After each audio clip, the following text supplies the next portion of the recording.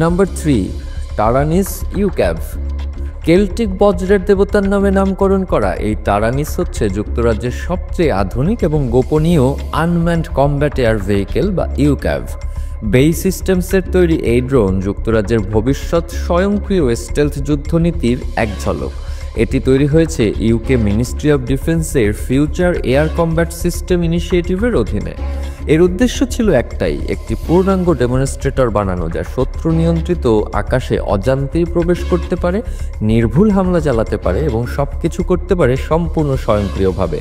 প্রায় 11.5 মিটার দীর্ঘ এবং 9.9 মিটার উইং স্প্যান বিশিষ্ট এই ড্রোন দেখতে অনেকটাই RQ-170 সেন্টিনেল বা X-47B এর মতো একটি ছোট্ট ফ্লাইং উইং বোমারুর মতো।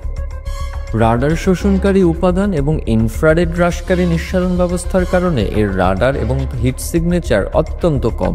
ধারণা করা হয় এটি স্যাটেলাইট লিঙ্ক, এআই সহায়িত ফ্লাইট কন্ট্রোল, অপটিক্যাল ট্র্যাকিং এবং রাডার জ্যামিং সিস্টেম ব্যবহার করে।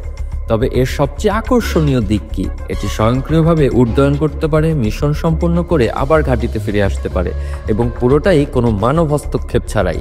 এর আভ্যন্তরীণ অস্ত্র বিভাগে ব্রিমস্টোন মিসাইল বা পেভওয়ে বোমার মতো প্রিসিশন অস্ত্র বহনের সক্ষমতা রয়েছে বলেও ধারণা করা হয়। তবে এই প্রকল্পের চারপাশে রহস্যই সবচেয়ে বেশি, কারণ খুব কম সময়েই এটি প্রকাশ্যে এসেছে। পরীক্ষার সময় তোলা ছবি খুবই সীমিত এবং সরকারিভাবে অনেক তথ্য গোপন রাখা হয়েছে।